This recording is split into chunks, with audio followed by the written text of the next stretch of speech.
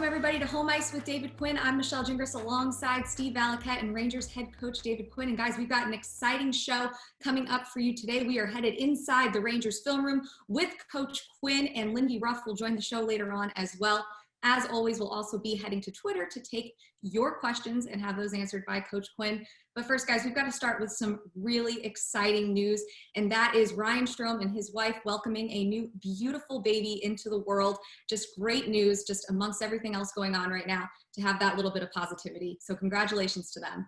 Yeah, we had a Zoom call on Tuesday, the whole team and the coaching staff, and Stromer had their baby. I think it was Saturday, and Harper, I love the name, Harper. Harper Olivia Strome, I think. And, he's going to be a great dad. He's a great guy, and really happy for him and his wife, Sid. Yeah, Quinny, just quickly on Stromer, his first year pro, I was working in Bridgeport, so he joined us, and he was our best player coming right from junior hockey. And he was also the most infectious player in the locker room. As a young guy, you can imagine, 19 years old, his junior season ends, and now he's running the locker room, he's doing the music. He was a firecracker from the start. I'm happy he's been able to have a big role with you guys. Yeah, he means an awful lot to us on and off the ice. Like you said, his personality is infectious. He plays with a lot of passion. He's very, very likable. And, again, it was a heck of a trade by Jeff, that's for sure. You know, Quinny, I was thinking about this a lot this week because we have the opportunity to talk about some of the details that you have as a coach. And Benoit Allaire was great, I thought, at breaking down video. If there was something that he wanted me to make a correction on, or Henrik, he would have a really good clip of us doing it the right way. He'd show us doing it incorrectly and then back that up and sandwich another really good clip. So you'd really have that positive reinforcement. Do you have any tricks with the video that you prepared that you could share with us? You know, it's funny you mentioned the sandwich approach. When I was coaching Nebraska Omaha, we had a team psychologist by the name of Jack Stark. He was throughout the industry, very highly thought of. He worked with Nebraska football. And, one of the things he said to me in coaching, he said an important approach in coaching, not just with video, but when you're talking to players, is the sandwich approach. Yep. Say something positive so they drop their guard a little bit. They're a lot more apt to listen. Follow it up with something they need to improve on, and then wrap it up with something positive. So I've never forgotten that. It's something that I take with me every stop of the way in my coaching career. And, video isn't just showing the clips, because as a coach, you're going to want to, satisfy your needs. But at the end of the day, it's about satisfying the team's needs and the players' needs. And you walk into a video session, you have to have the pulse of the team.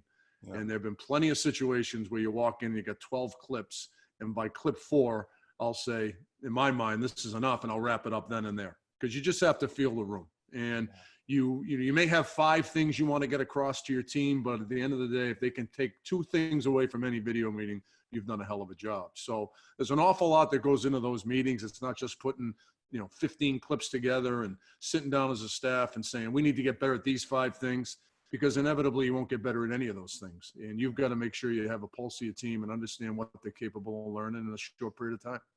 Hey, Quinny, I'd like to just tell you one quick story. John Tortorella, he wanted us to wear heart rate monitors on the ice. So Rammer hooks me up.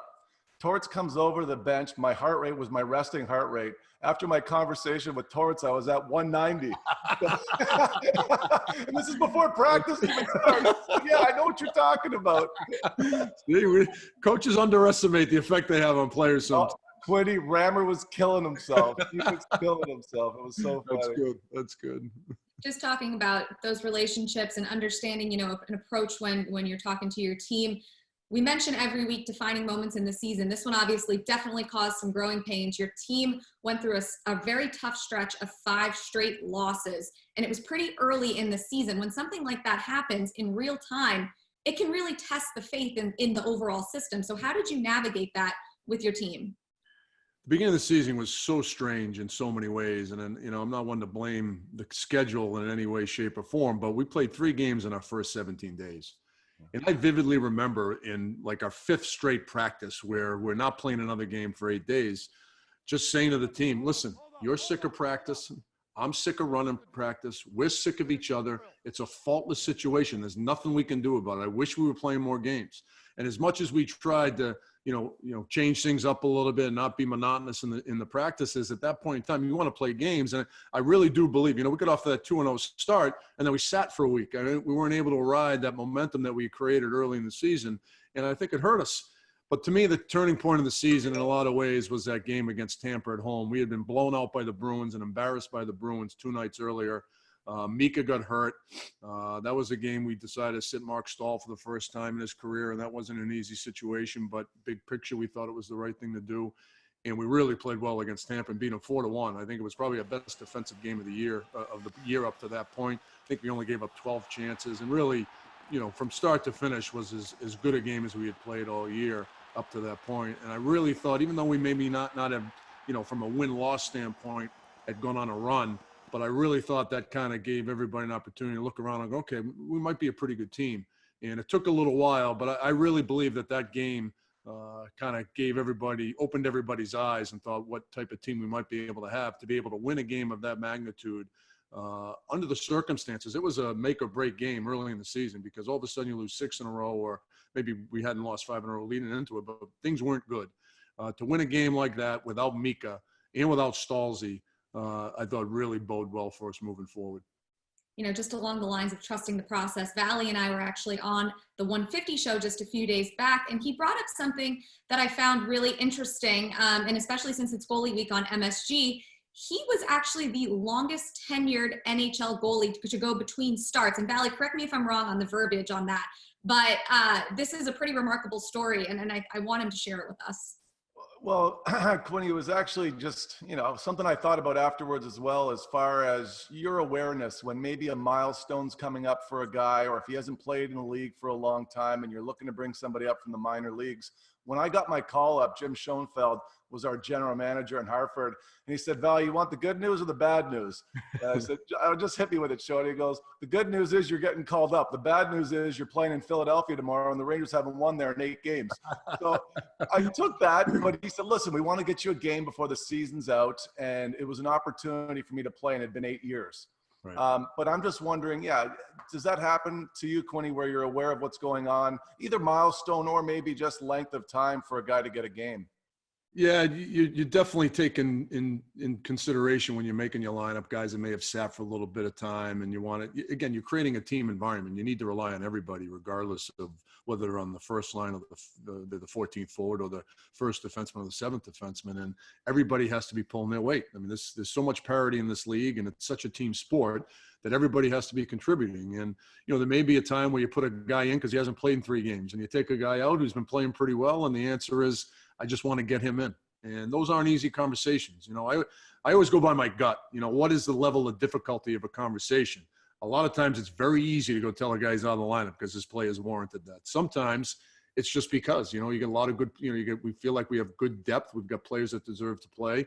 And sometimes you're taking a guy out just because. And, but as far as milestones go, obviously with Hank here, I've been paying attention to his milestones as they've been adding up during my 2 years here. Stalzy had another milestone. He plays 900th or 1,000th game during the course of this season. So, with those 2 guys and some of the things they're doing, you do pay attention to those things. But it's not easy because you're so focused on your team in the next game that sometimes those milestones maybe get away from you a little bit. Coach, hockey players obviously are known for being superstitious guys, coaches as well. We were curious to know what your game day routine is if you're going to a game at Madison Square Garden. So can you quickly just take us through when you wake up in the morning to puck drop at MSG? Well, if I get any sleep, I'm usually up by about 6. It's incredible during the course of the season from a coaching standpoint. You don't realize how crappy you feel until the season ends, and then about 4 days later, like, God, I feel pretty good. This is what feeling good feels like. And so I usually get to MSG roughly around 7:30, 8 o'clock. Again, as the season goes on, we don't have a lot of pregame skates. We'll do maybe some individual video. Maybe we'll do a video at 9:30 when we're on the ice at 10:30, all depending on the situation. If we had played the night before or whatnot. A lot of our skates are optional. I'm not a real big believer in pregame skates, but there are times we bring everybody to the rink and it's optional. But after that, I'll do my media. I'll walk home. I live about 5 blocks from MSG, got a place in the city, and try to rest a little bit. But I find myself rarely do I get a nap in, and then usually head to the rink, leave my place around 3:45 to get there for a 7 o'clock game. So, like I said, I'm not very superstitious. I get in a little bit of a routine, but people say to me all the time, I don't want to bother you on game day. Well, honestly, game day is probably the least busy of all the days because as my old coach and mentor said, Ben Smith, usually the hay's in the barn, and it's up to the players at that point. Yeah, that's really true. I've never heard that before, but at that point, I feel like, it's kind of in their hands. You've done everything that you can. You had your 15-minute meeting in the morning that Stromer was timing you for, so Yes. it's on them at that point. Okay, great stuff, Coach. Thanks so much. When we come back, we're headed to the Rangers film room right here on Home Ice with David Quinn. Stay with us.